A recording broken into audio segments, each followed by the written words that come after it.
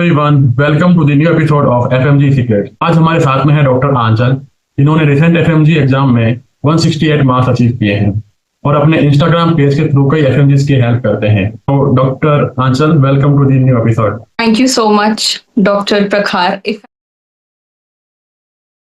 तरीके से हम ऐसा प्लान करें कि हमारा रिवीजन कंप्लीट हो जाए और सफिशिएंट रिवीजन हो जाए और हमारा सिलेबस भी कवर हो जाए। जिस तरह से मैंने करा था, थोड़ा सा मैं अपना ही बता देती हूँ। मैंने इनको डिवाइड करा था इनटू लाइक 30-20-20 करके। तो जो आपको स्टार्टिंग का मैक्सिमम रिवीजन टाइम रखना है वो 30 डेज, इसलिए पूरा एक महीना देना पड़ेगा क्योंकि उसमें आप मेजर रिवाइज कर रहे हो। आपको अपने नोट्स अच्छे से रिवाइज करने हैं बिकॉज अभी तक मैं सोच रही हूँ जो भी बच्चे पढ़ रहे हैं वो अपनी फर्स्ट रीडिंग कर रहे होंगे, तो उन्होंने अभी वीडियोज ही देखी होंगी, ज्यादा रिवीजन नहीं करी होगी, मे बी अपने नोट ज्यादा बेटर नहीं पढ़े होंगे। तो 30 डेज का टाइम हमें स्पेसिफिकली अच्छे से 19 सब्जेक्ट्स के नोट्स को देना है। आई होप आप लोगों ने 20th नोटबुक कह लो या अपने शॉर्ट नोट्स बनाए हो, बिकॉज उनको रिवाइज करना थोड़ा बेटर होता है। तो 30 डेज की प्रोसेस में हम डिटेल्ड रिविजन करेंगे जिसमें हम थ्योरी पे मोस्टली फोकस करते हैं और एमसीक्यूज पे 30 to 40% रखते हैं। मतलब ऐसा नहीं है कि एमसीक्यूज नहीं कर रहे हैं, एमसीक्यूज हर एक रिवीजन फेज में बहुत इंपॉर्टेंट है बिकॉज आप जब रिवाइज करते हो तो second step is always solving the MCQs. ठीक है, फिर उसके बाद जो बाकी के रिमेनिंग 20 और 20 डेज के दो ब्लॉक्स रह गए, पहले 20 डेज में आपको फिर से एक अपना स्केड्यूल बना के रिविजन फेज 2 स्टार्ट करना है। उसमें आपको अब क्या करना है, सिर्फ हाई यील्ड चीजें देखनी है। आपको ऐसा देखना है कि ये टॉपिक रिपीट हुआ है, जैसे PYT। आप अपने पहले रिवीजन में एक चीज भी कर सकते हो कि आप उसके ऊपर मार्क कर सकते हो दैट ये PYT था, ताकि आपको ऐसा वो मतलब ये रहे कि हाँ ये चीज हो चुकी है। तो आपको सेकंड जो 20 डेज का रिवीजन फेज है उसमें आपको ये करना है सिर्फ PYTs।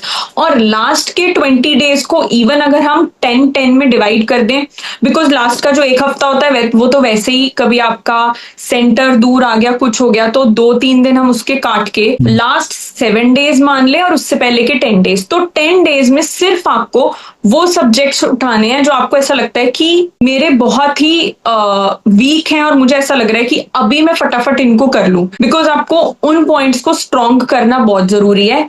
एंड फिर लास्ट 7 डे का पीरियड तो गोल्डन पीरियड होता है, उसमें आप सब कुछ छोड़ के प्लीज अपने नोट्स पे फोकस करो, कुछ भी और नहीं करना है। अपने एमसीक्यूज करो, 50 MCQs per day will be enough, और नोट, ये दो चीजें, इन दो चीजों पे ही फोकस करना है।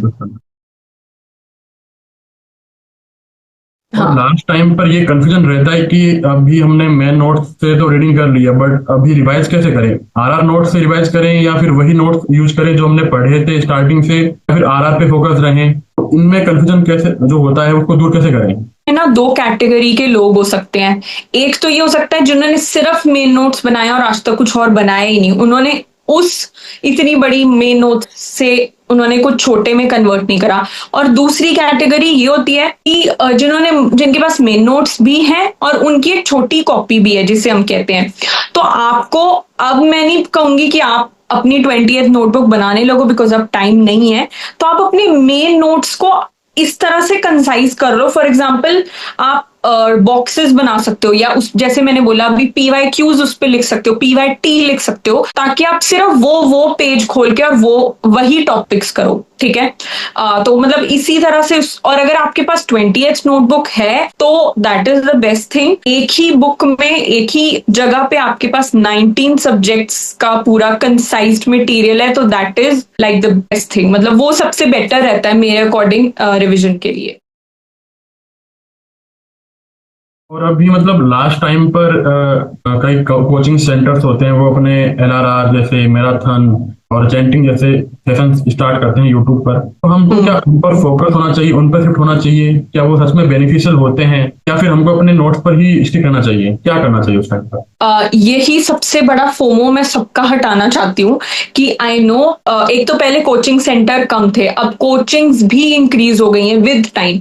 तो आप ज्यादा से ज्यादा 1 या 2 पे फोकस कर सकते हो, जिस मतलब एटलीस्ट उस पे स्टिक रहो। बिकॉज आप अगर अलग अलग वैसे इन्फॉर्मेशन सारी सेम है, हर सब्जेक्ट हर टीचर एक ही चीज पढ़ा रहा है, कुछ नया नहीं पढ़ा रहा, तो आपको ये नहीं होना चाहिए अरे यार मैं उससे भी पढ़ लूं उससे भी पढ़ लूं। आप अपनी, जैसे अगर प्रेप लैडर है, आप प्रेप लैडर से पढ़ रहे हो तो आप LRR करो बस, और यूट्यूब पे आप कुछ भी मत करो। मैरो का कुछ कर रहे हो तो उनकी वीडियोस देख लो। चैंटिंग वाला, जो स्पेसिफिकली चैंटिंग की वीडियोस होती हैं, जो एक NLC की भी वीडियोस होती है, उसमें एक लास्ट वो होता है 50 एक्सपेक्टेड MCQs वाला, वो आप अपनी मन की तसल्ली के लिए कर सकते हो। बिकॉज मैं हमेशा उसको छोड़ती थी, बट फिर मुझे ऐसा लगता था मे बी इसमें से कुछ आ जाए।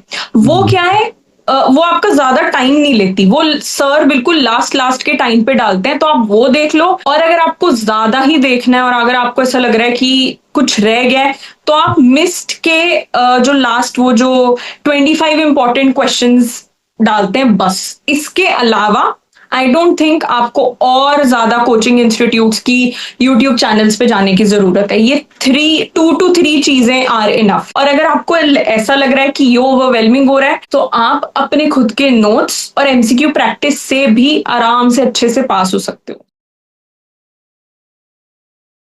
तो एक और मतलब मिथ रहता है कि जो टेलीग्राम पर एक PDF सर्कुलेट रहती है कि ये 300 मोस्ट इंपोर्टेंट टॉपिक्स, इनकी एक PDF होती है, उनको पढ़ के चले जाओ आपके क्वेश्चंस हो जाएंगे। ये जो सर्कुलेट होती है PDF, कई लोग इसको पेड भी रखते हैं, तो ये सच में ये PDF बेनिफिशियल होती है या फिर एक फोमो रहता है? क्या इनसे भी हमको कुछ बेनिफिट मिलता है? मैं उन टाइप्स के PDFs को, क्योंकि वो अब वो भी भर चुके हैं नंबर, उनको मैं यूज करने की रिकमेंडेशन सिर्फ उस सिचुएशन में दूंगी अगर अगर आपको कुछ नहीं आइडिया कि क्या चल रहा है, आप पहली बार दे रहे हो, आपको ऐसा लग रहा है कि मेरे पास बस एक लिस्ट आ जाए ताकि आप चीजों को फिल्टर आउट कर सको कि हाँ मेरे को एग्जैक्टली क्या पढ़ना है। पर सिर्फ उस चीज पे डिपेंड हो जाना इज नॉट गुड, अगर आप सिर्फ उस पे डिपेंड हो रहे हो, ठीक है। सेकेंड चीज है, इन PDFs को आप अगर आपको मतलब इनको यूज भी करना है तो प्लीज आप एक को ही करो, या एक ही किसी टेलीग्राम चैनल से एक PDF उठाओ। 100 ऑफ PDF आपके गुड नोट्स कह लो किसी ऐप में पड़े रहेंगे, आपके iPad में, टैबलेट में, वो कभी आप देखते नहीं हो, तो एक ही उठाओ। बाकी फोमो में मत जाओ कि उसमें अलग टॉपिक होगा, क्या पता वो आ गया। और लास्टली, जो एक इंपॉर्टेंट टॉपिक वाली लिस्ट होती है जब आप पढ़ रहे होते हो, जब आप MCQs करते हो, मान लो आपने 5 ईयर के PYQs किए, तो वो आपकी खुद ही बनने लग जाती है। आपको ऑटोमेटिकली पता चलता है कि इस टॉपिक से ज्यादा पूछा जा रहा है, तो वो आप खुद भी बना सकते हो। हाँ, वो प्रैक्टिस से खुद पता चलता है। हाँ, तो अभी ये भी रहता है कि अभी लास्ट टाइम है और हमको उन सब्जेक्ट पे ज्यादा फोकस करना चाहिए जहाँ से क्वेश्चन आते हैं। तो वो कौन कौन से सब्जेक्ट्स होते हैं जहाँ से हमें ज्यादा फोकस करना है और जहाँ से MCQ ज्यादा आते हैं? तो वो सब्जेक्ट कौन कौन से टॉप 5 सब्जेक्ट होंगे जो हमको फोकस करने हैं लास्ट टाइम पर ज्यादा? अगर टॉप 5 आप कहो, उसमें सर्जरी, ऑब्स गायनी, PSM, ये तो टॉप 3 हैं ही। मतलब आई नो ये बहुत बड़े सब्जेक्ट्स हैं, बट ये एक्चुअली पेपर का हाफ से मतलब थोड़ा सा कम कह लो, 30 मतलब 35-40 तक भी आते हैं, ठीक है। तो ये 3 है, और अगर मैं 2 और ऐड करूं, मैं इसमें मेडिसिन ऐड नहीं करूंगी क्योंकि वो एक बहुत बड़ा चंक हो गया। आई नो उसमें से 35 आते हैं, भी बहुत सारे क्वेश्चंस पूछे जाते हैं। हाँ, बायोकेमिस्ट्री में इजीली वो एक ऐसा सब्जेक्ट है, अगर आपने रिवाइज करा है तो उसमें आप सारे कर सकते हो। बट आई थिंक पैथोलॉजी और फार्मा, ये 2 ऐसे क्यों मैंने बोले हैं, क्योंकि ये अगर आप लाइक टॉप 5 ही पूछ रहे हो, इसमें मैं मेडिसिन को भी ऐड करूंगी, पर पैथोलॉजी और फार्मा क्या है, ऑटोमेटिकली मोस्टली वो मेडिसिन का पार्ट कवर हो जाता है उसमें। हाँ, तो अगर आपको टॉप 5 पे फोकस करना है, वो surgery, obs gynae, PSM, pathology and pharma. अगर ये 5 आपने बहुत ही अच्छे से रिवाइज कर लिए, तो आप इजीली, मतलब जैसे बोलते हैं एम करो 200 का, लेकिन आप इजीली पास हो सकते हो अगर आपकी इन पे मास्टरी है। तो अभी GT का भी एक रहता है कि GT मतलब लास्ट टाइम पर देने चाहिए कि नहीं देना चाहिए, कितने GT हमको देना चाहिए, उनको रिव्यू कैसे करना है, इसके बारे में आप क्या बताएंगे? इसके बारे में एक्चुअली मैंने इतनी रील्स अपने उस पे पेज पे डाली हैं, डिफरेंट कैटेगराइज करके कि कब देना है, कैसे देना है। तो आई थिंक आपको 1 मंथ में, मेरे अकॉर्डिंग, अब एक्चुअली उन रील्स के नीचे मुझे कमेंट ही आया था कि दीदी हमने तो कभी जीटी नहीं दिया पर हम फिर भी पास हो गए। तो ये भी कुछ लोग करते हैं, लेकिन आई थिंक जीटी देना जरूरी इसलिए क्योंकि आपको सिर्फ समझना है कि आप किस तरह की गलतियां कर रहे हो, आपको ये चीज समझ आती है उससे, ठीक है। आपको ये पता चलता है कि आप एग्जाम में कैसा परफॉर्म करोगे। तो महीने में ज्यादा से ज्यादा मैक्सिमम आप 3 to 4 दे सकते हो, और मिनिमम 2 तो देने ही हैं, वो मेरे अकॉर्डिंग है। मतलब मैंने जो अपनी प्रेपरेशन में एक पहले गलती करी थी, वो जो मैंने सुधारी है वो एक्चुअली जीटी वाली ही है। मुझे पर्सनली ऐसा लगा कि उससे मेरे स्कोर में इंप्रूवमेंट आई है। और रिव्यू करने की प्रोसेस सिंपल होनी चाहिए, सिर्फ रॉन्ग्स पे ज्यादा फोकस करो, उससे आपको पता चलेगा कि आप कहाँ गलती हो रही है। और और आपको ना टॉपिक्स भी समझ आएंगे कि हाँ, हमें इन टॉपिक्स को अच्छे से रिव्यू करना है जहां हमारी ज्यादा गलती हो रही है।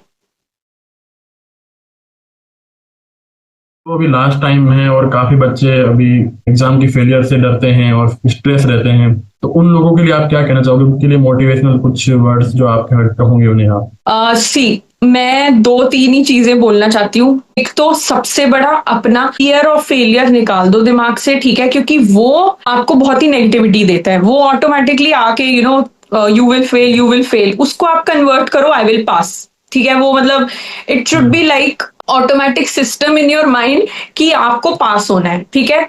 ये आप सेल्फ मोटिवेशन आपको रोज अपने आप को देनी चाहिए। दूसरी चीज है, जो लोग बोल रहे हैं मेरा फ्रेंड क्या कर रहा है, मतलब इंस्टा पे क्या चल रहा है, वहां पे क्या है, उन सब चीजों को छोड़ दो, वो सब चीजें बाद में हो जाएंगी। कुछ लोग सिर्फ अपनी जो प्रेपरेशन को बढ़ावा, मतलब ऐसे बढ़ा चढ़ा के बताते हैं, एक्चुअली वो कुछ नहीं कर रहे होते, ठीक है। और कुछ बोलते हैं हम कुछ नहीं पढ़ रहे हैं, लेकिन एक्चुअली बहुत पढ़ रहे होते हैं। तो किसी की बातों पे फोकस नहीं करना है, सिर्फ अपने नोट्स और एमसीक्यू प्रैक्टिस।